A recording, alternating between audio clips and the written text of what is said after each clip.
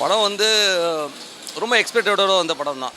ஏன்னா வந்து ஒரு கமலஹாசன் கிட்டத்தட்ட இந்தியன் டூ ஃப்ளாப்பு, அதுக்கப்புறம் ஒரு நல்ல ஒரு படமாக இருக்கும். மணிரத்னம் போது ஒரு எக்ஸ்பெக்டேஷன் அதிகமாக இருக்கும். ஒரு ஆக்ஷன் ஓரியன்டாக இருக்க ஃபிலிமாக தான் வரும்னு பார்த்தோம். பட் ஆனால் படத்தில் ஒன்றுமே இல்லைங்க. படம் வந்து பார்த்திங்கன்னா ஃபஸ்ட்டு கொஞ்சம் நாயகனுடைய சாயலில் போனாலும் அதுக்கப்புறம் சீன்ஸ் எல்லாமே வந்து ரொம்ப மொக்கையாகவும் ஒன்றோட ஒன்று கோர்வை இல்லாமல் போயிடுதுங்க. ஸோ அவ்வளவு மொக்கையாக போயிடுது. இது மாதிரி ஒரு படம் வந்து ஏன் இவங்க எடுக்கணும், இவ்வளோ செலவு பண்ணி எடுக்கிறாங்க. அந்த அந்த படத்தில் வந்து அவங்களால வந்து கொஞ்சம் கூட வந்து கான்சன்ட்ரேட் பண்ணி ஒரு சீன் பை சீன் ஒரு அழகாகவும் பண்ண தெரில. 2 ஜீனியஸு, 2 கிழட்டு பசங்க ரிட்டையர் ஆகிட்டு உட்கார வேண்டியவங்க இந்த படத்தை வந்து பண்ணி சாவடிச்சா நீங்கள் 3 மணி நேரம். ஒரு நல்ல ஸ்கிரிப்ட் பட்டுலாம் ஏன் பண்ண முடியல எனக்கு தெரியல. ஏன்னா வந்து இவருக்கும் வந்து படத்தை ஸ்கிரிப்ட் பண்ண தெரியல, மணிரத்னம் பண்ண முடியல இதுவரை. நீங்கள் வேணால் பாருங்கள், செக்கச்சவந்த வானம் ஓடாத படம் அதே காப்பி பண்ணி திருப்பி எடுக்கல வந்து என்ன அர்த்தம் இருக்குது? அதே நாயகனையும் வந்து மிக்ஸ் பண்ணி எடுத்து சாவடிச்சிருக்காங்க. படம் வந்து ரொம்ப ஒஸ்ட்டான ஒரு படங்க. இந்த மாதிரி ஒரு படம் வந்து ஒரு குப்பை படம் பார்க்கவே முடியாது. 3 மணி நேரம் வேஸ்ட்டு. ஒரு படம் ஸ்கிரிப்ட் தான் ரொம்ப மெயின். நீங்கள் வந்து கமலஹாசனை வச்சுடுங்க, இல்லை சசிகுமாரை வச்சுடுங்க. இதே டூரிஸ்ட் ஃபேமிலியை நாங்கள் கொண்டாடணும், இல்லைன்னு சொல்லலை. கிட்டத்தட்ட 11 ஒரு படம் வந்துருக்கு. அந்த படம் சூப்பராக இருக்குது. அந்த படத்தை கொண்டாடுறோம். ஏன் இந்த படத்தை கொண்டாடலைன்னா நல்லா இல்லைன்னு நல்லா இல்லை. மணிரத்னமாக இருந்தால் ஐயோ சார் அவர் ஜீனியஸ் டேரக்டர் சார், அவர் எவ்வளோ பேர் இருக்கட்டும் சார். அந்த ஒரு படத்தோட ஒரு எக்ஸாமினேஷன் எழுதுறீங்கன்னா அந்த படத்தோட அவ்வளோதான். மணிரத்னமாக அப்பொழுது ஓவர். மௌனராக எடுத்தார், அதெல்லாம் ஓகே. நாயகன் எடுத்தார். இந்த படம் நல்லா இல்லையே, நல்லா இல்லைன்னா நல்லா இல்லை தான். சங்கர் எடுத்தாலும் சரி, மணிரத்னம் சார் நீ பெரிய ஆள்லாம் கிடையாது. நீ நல்லா இல்லைன்னா நல்லா இல்லை, அவ்வளோதான். ஹேர் மாதிரி இருக்குது படம். ஒன்றுமே புரியாது. நீங்கள் வந்து படம் பாருங்கள்.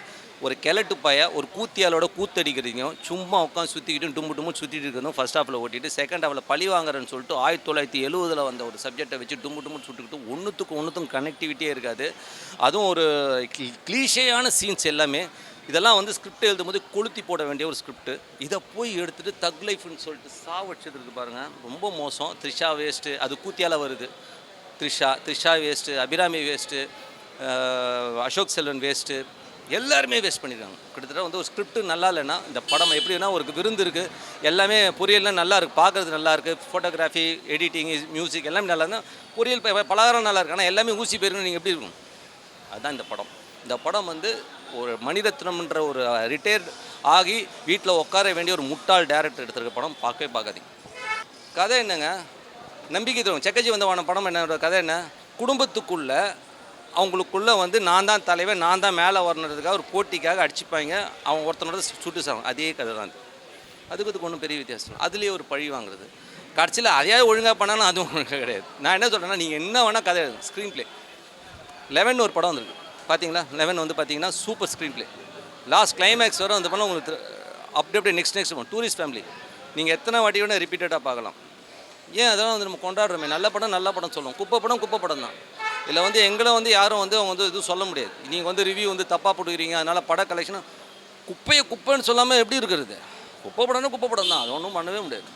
அவர் சிம்பு நல்ல ஆக்டர், இல்லைன்னு சொல்ல. பட் படம் நல்லா இல்லைன்னா சிம்பு என்ன தான் கொட்டி இது பண்ணாலும் அவருக்கு என்ன வரப்போகுது?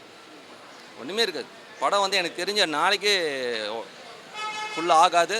இப்போ ரிவ்யூ பார்த்தோன்னே நிறைய பேர் நான் மட்டும் சொல்ல, ஆந்திரா சேனல்லே வந்து துப்பிட்டாங்க.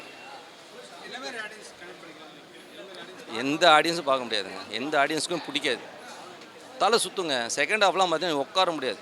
அவ்வளோ மோசமாக ரொம்ப க்ளீஷியான ஸ்கிரிப்டு. ஃபுல்லாகவே லேகு. ரொம்ப எந்த ஆர்டிஸ்ட்டுமே ஒழுங்காக இது பண்ண. ஸ்க்ரீன் ப்ளே நல்லா இல்லாதனால இந்த படம் குப்பையாயிடுச்சு, அவ்வளோதான். மணிரத்னம் ஏற்கனவே வந்து இங்கிலீஷ் படத்தை பார்த்து காப்பி பண்ணி தான் எடுப்பார் எல்லா படத்தையுமே.